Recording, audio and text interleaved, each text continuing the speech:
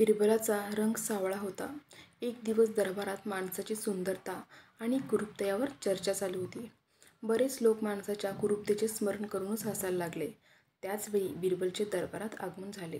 त्याला बघून सर्व दरबारी जोरजोरात हसायला लागले. बिरबलाला वाटत होते की दरबारातील दरबाऱ्यांचे आकस्मित हसण्याचे कारण त्यांना विचारावे, परंतु काही विचार करून तो गप्प राहिला. त्यानंतर इकडच्या तिकडच्या गप्पा झाल्या व थोड्याच वेळात बिरबलला संधी मिळाली. तेव्हा त्याने अकबरला विचारले, महाराज, आपण सर्वजण हसतमुख का दिसत आहात? अकबर बोलला, लोकांच्या हसण्याचे कारण तुझी कुरूपता आहे. त्यांचे म्हणणे आहे की सर्व लोक गोरे आहेत, परंतु बिरबल काळा कसा झाला? बिरबल बोलला, मला खेद वाटतो की आत्तापर्यंत याचे कारण कोणालाही समजले नाही. बादशाह बोलले, सांगितल्याशिवाय लोकांना कसे समजणार?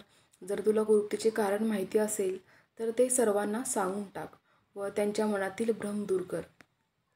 बिरबलने उत्तर दिले, महाराज, ज्या वेळेस परमेश्वराने सृष्टीचा निर्माणाला सुरुवात केली तेव्हा सर्वात आधी त्याने झाडांची व वेलांची निर्मिती केली.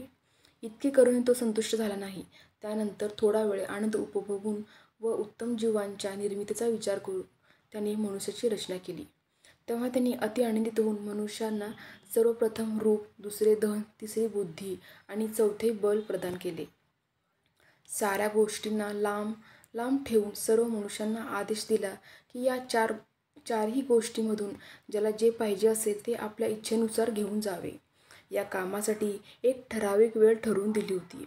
मी बुद्धी घेतली व जेव्हा दुसरी गोष्ट घ्यायला गेलो तेव्हा वेळ निघून गेली होती. त्यामुळे मी रिकाम्या हाती परतलो. मी फक्त बुद्धीच घेऊन आलो आणि तुम्ही मात्र धन, रूप यांच्या लालच्यामध्ये होता. याच कारणामुळे मी कुरूप राहून गेलो.